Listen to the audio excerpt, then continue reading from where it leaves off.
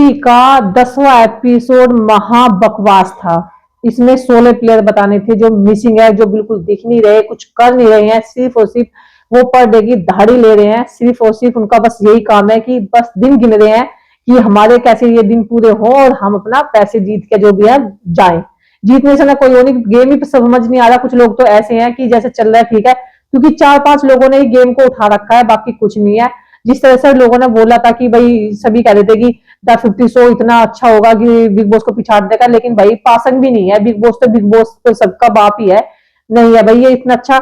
लेकिन यहाँ पर खानजादी का जो असली रूप आप देखने को मिला है ना, वाकई में हर कोई जो है हैरान रह गया, क्योंकि इतना गंदा उसने बका ना लड़कियों के बारे में, बहुत ही ज्यादा गंदा बोला है। मनीषा रानी के गेम बिल्कुल समझ में नहीं आ रहा, अर्चना के, खानजादी के कोई गेम समझ नहीं आ रहा है, वो सारे परेशान है। यहाँ पर मनीषा बिहार की जो मनीषा है वो रो रही थी, वो बहुत अपसेट थी, वो कह रही गेम मुझे समझ नहीं आ रहा यार, क्योंकि वो उसने देखा आपने कि उसकी पर्सनैलिटी अलग ही है मनीषा रानी की। उसने कई सारे रियलिटी शो भी जीते हैं और बहुत सारे सीरियल मतलब नाटक भी कर चुकी है, यूट्यूब पर आता था इसका नाटक, बहुत अच्छा है, मतलब एक तरीके से अच्छी एक्टिंग भी कर लेती है।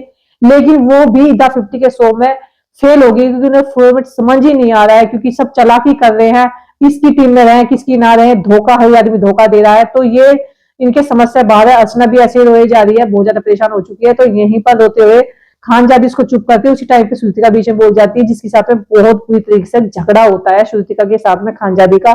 बहुत गंदा श्रुतिका के लिए बोलती है कि तेरी भूतनी जैसी आंखें ऐसे करके आती है, जबकि वो बहुत सुंदर लड़की है। आपने देखा होगा कि कितना अच्छा, मतलब बिग बॉस में भी बहुत अच्छा खेल लिया है श्रुतिका, और यहाँ पे भी बिल्कुल एकदम साफ क्लीन मुंह पे बोलती है जो भी बोलती है। और यहाँ पे चाहत पांडे के लिए बोला कि तू फुटेज के लिए करती है, तू उसको यहाँ फॉलोवर्स के लिए कर रही है, तुझे हैशटैग चाहिए तो राहत हैशटैग बन गया, यहाँ पे दिग्विजय भी चाहिए, तुझे रजत भी चाहिए, तू रजत के लिए आई है, तू स्पेशल रजत के लिए आई है, मैं तो ट्रॉफी के लिए आई हूँ, तू रजत के लिए दिग्विजय के लिए आई, तू दो चाहिए। फिर चाहत भी बोल दी थी तुझे 4 चाहिए। तो बहुत ही घटिया तरीके से लड़ाई हुई, वाहियात तरीके से लड़ाई हुई है, जो कि नहीं होनी चाहिए थी। इस इंटरनेशनल टीवी पे तुम एक दूसरे के चरित्र को उछाल रहे हो, बहुत ही ज्यादा गलत है। लेकिन श्रुतिका ने बिना गाली गलोच के बहुत अच्छे से समझाया, चार तू इसके उसमें मत आ, ये तो पागल है, तू मत पागल बन। बहुत अच्छे से समझाया उसको, श्रुतिका ने बहुत अच्छे से जवाब भी दिए, श्रुतिका कहीं गलती भी नहीं थी। लेकिन खानजादी का असली रूप देखने को मिसिंग प्लेयर है, उसका फोटो जो लगाया है, किसने किसका लगाया है उस पर बात करने वाले हैं 16 लोग दोस्तों। निक्की का फोटो लगाया किसी ने, हंगानी किसने लगाया है, निक्की का फोटो लगा करके कोई बताने के लिए तैयार नहीं हुआ।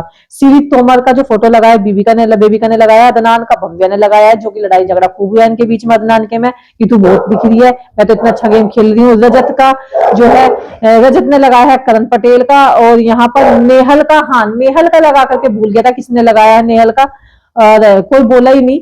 शैनी ने लगाया है मनीषा रानी का, दिग्विजय राठी ने लगाया है रिधिमा का, और दिग्विजय ने नीलम का भी लगाया है, दिग्विजय मनीषा ने नटालिया का फोटो लगाया है, और दिग्विजय ने काका का लगाया है, और हामिद ने दुष्यंत का लगाया है। तो भाई ये मिसिंग रहे हैं ज्यादातर।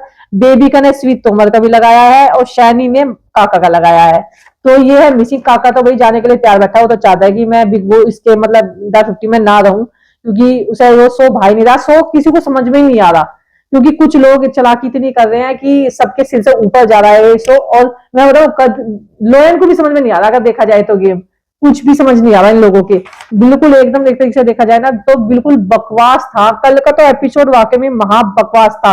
और आपने देखा होगा कि करण पटेल के बारे में जब रजत बोलता है कि एक शेर ने शेर को बुलाया है, हमने सोचा था बहुत अच्छी पर्सनैलिटी होगी, लेकिन कुछ नहीं किया, इसे अपने स्टैंड पे नहीं रहते। दूसरा बोलता है तो लड़ाई झगड़ा नहीं करना है, जब खुद के लड़ाई झगड़ा करते हैं तो ये उसमें बोलने वाले बन जाते हैं कि बहुत अच्छा है सब कुछ, इनकी टीम को लड़ाई झगड़ा करे तो सब कुछ अच्छा है, दूसरा करे तो लड़ाई झगड़ा करते हैं, करना नहीं चाहिए, ये नहीं करना चाहिए। तो उसका असली रूप दिखाया है रजत ने करण पटेल का। तो इनका गेम, यही बात आपने देखा होगा, प्रिंस नरूला सबके साथ धोखा कर रहा है, अपने दोस्त का भी, स्वीट तोमर का भी इविक्शन करा दिया है।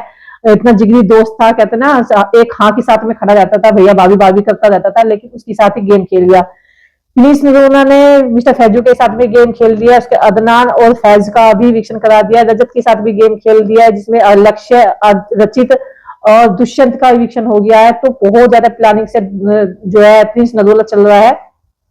और यहाँ पर तुम्हें किसका गेम लग रहा है, आप लोग कमेंट करके जरूर बताना। जो ये मकड़ी के जाल वाला जो टास्क हुआ था, इसमें कितने किसने कितने पैसे गेन किए हैं। काका सेमी युग 2 जाते हैं, 8,000 कमाए हैं।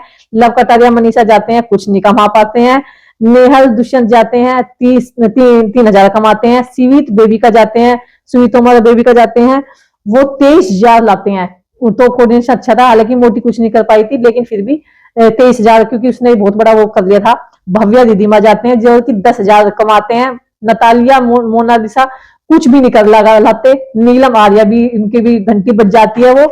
और करण पटेल, डिनोसिमा, जो डिनो जेम्स, ये भी कुछ नहीं कर पाते। तो कुल मिलाकर के जो है 44,000 का कलेक्शन हुआ था, जिसमें 7,59,000 ये इन्होंने कमाई करी है, जो कि इनका जो पोर्ट है उसमें पैसा जो है मनी पोर्ट उसमें अकाउंट हो गया है।